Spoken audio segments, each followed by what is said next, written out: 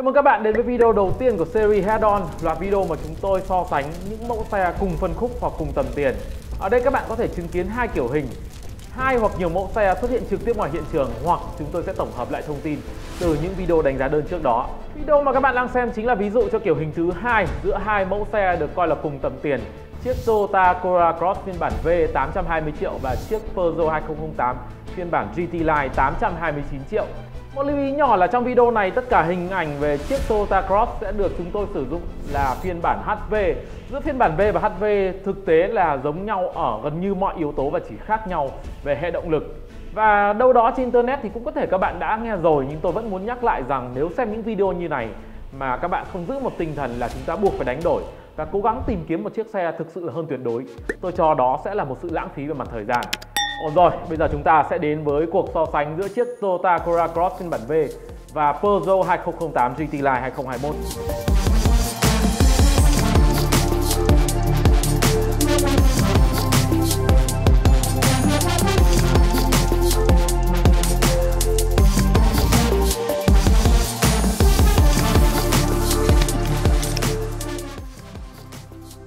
Sau đó thì người ta vẫn cho rằng đây là hai mẫu xe vượt phân khúc vì giá bán của chúng thực sự là cách xa đối thủ. Và chúng ta rõ ràng là có chiếc Toyota Cross là một chiếc xe có kích thước vượt trội và người ta thường gọi nó là chiếc C- hoặc B+. Còn ở phía bên kia chúng ta có chiếc Peugeot 2008 là một chiếc xe vượt phân khúc nói về phần phong cách, về sự cao cấp và tất nhiên là cả giá bán nữa. Thực tế mà nói thì cuộc đối đầu giữa hai mẫu xe này sẽ không có đối thủ thứ ba vì chiếc Honda HR-V có lẽ đã dần dần biến mất khỏi thị trường Việt Nam. Với chiếc 2008, sự vượt phân khúc của nó nằm ở phong cách thiết kế, trang bị cũng như một số yếu tố được coi là hạng sang. Ở đây các bạn sẽ có hai chiếc xe mà chiếc 2008 là một mẫu xe lắp ráp, trong khi đó Toyota Cross là chiếc xe nhập khẩu. Nhưng tôi tin chắc rằng mức độ chắc chắn của chiếc 2008 sẽ được thể hiện rất rõ ngay khi các bạn đóng cánh cửa thôi. Tiếng bass từ chiếc 2008 thể hiện được rất nhiều điều. Không cần nói nhiều, các bạn có ngay chiếc Toyota Corolla Cross là một chiếc xe mà có kích thước hoàn toàn vượt trội so với phân khúc hạng B và thậm chí nó còn gần to bằng chiếc Hyundai Tucson.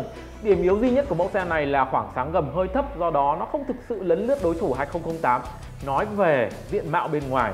Còn chiếc Peugeot 2008 sẽ là chiếc xe vượt trội hơn nói về phong cách và sự đắt tiền, mức độ trí tuệ trong thiết kế. Nói một cách đơn giản là nếu các bạn cần một chiếc xe to con thì Toyota Cross sẽ là lựa chọn phù hợp. Và nếu các bạn cần một mức độ phong cách và khác biệt thì tôi dành tình cảm cho chiếc Peugeot 2008.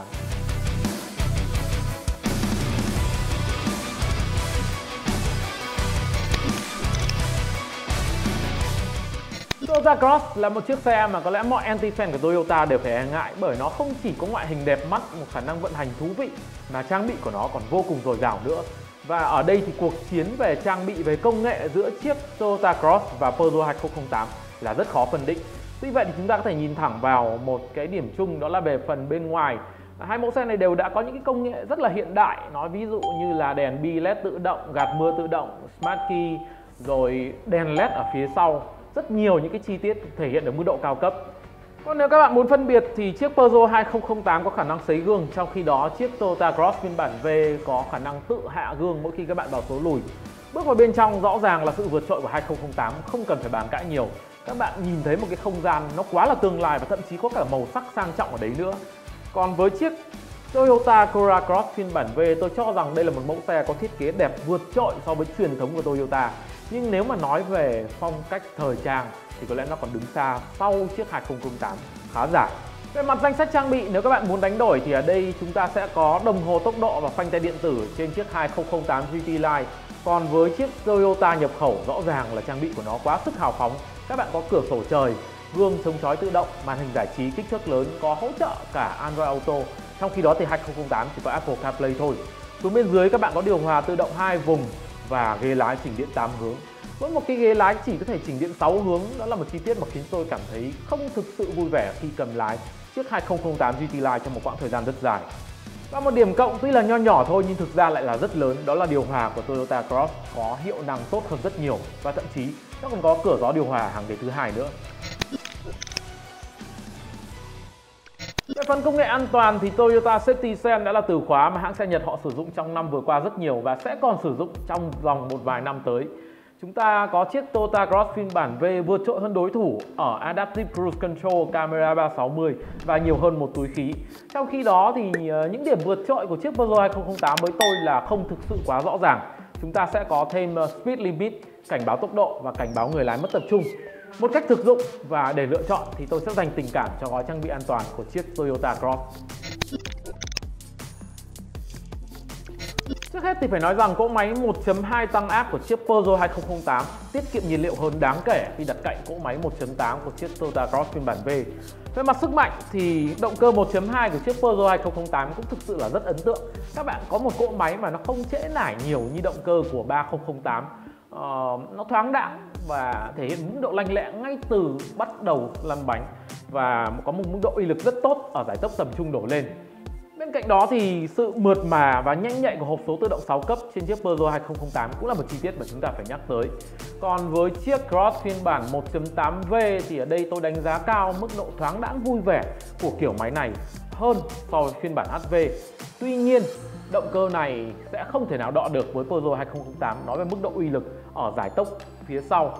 Rồi các bạn cũng sẽ có một chiếc xe mà mức độ rung của nó đâu đấy sẽ dễ chịu hơn 2008 ở một số tình huống cực đoan. Ở đây cả hai động cơ thì đều tương đối là dễ chịu nói về độ rung hay tiếng ồn. Nhưng ở một số tình huống mà thực sự là ép máy thì 2008 sẽ thoáng có một chút ủ nhẹ, trong khi cỗ máy 1.8 của Toyota Cross thì không. Toyota Cross phiên bản V sẽ bị coi là một chiếc crossover C- vì đặc điểm này, đó là treo thanh xoắn. Tuy nhiên thì tôi muốn nói với anh em rằng cả ở trên 2008 và cả ở chiếc Toyota Cross, treo thanh xoắn đều thể hiện một cái đặc tính đủ tốt. Sự đánh đổi ở đây đó là nếu các bạn cần một chiếc xe êm hơn, dịu nhẹ hơn, phù hợp với đô thị hơn và đâu đó thì nó hơi mỏng, hơi lỏng ở trên cao tốc, 2008 là lựa chọn của tôi.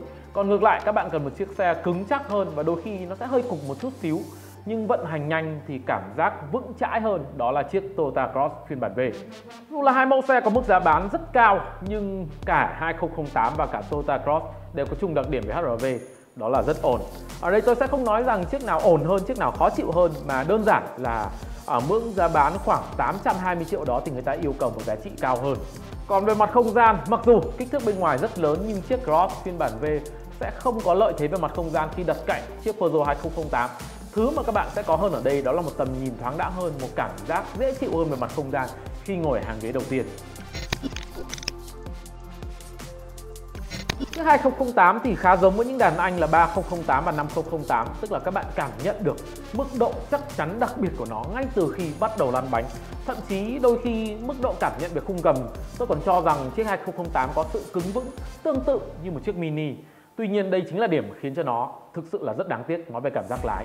Về phần vô lăng, các bạn có một kiểu vô lăng mà nó có sự liền mạch mịn màng, có mức độ truyền đạt tốt.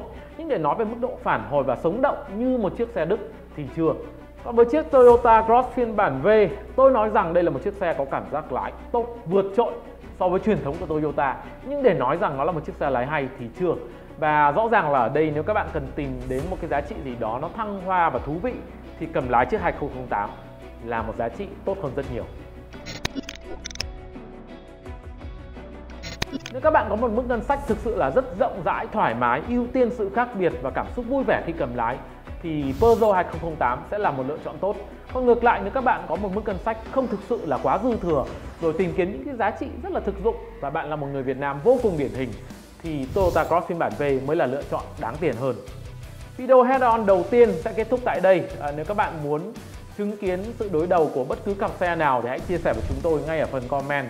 Và nhấn nút đăng ký để thể hiện sự ủng hộ với Gearx. Hẹn gặp lại các bạn ở video tiếp theo.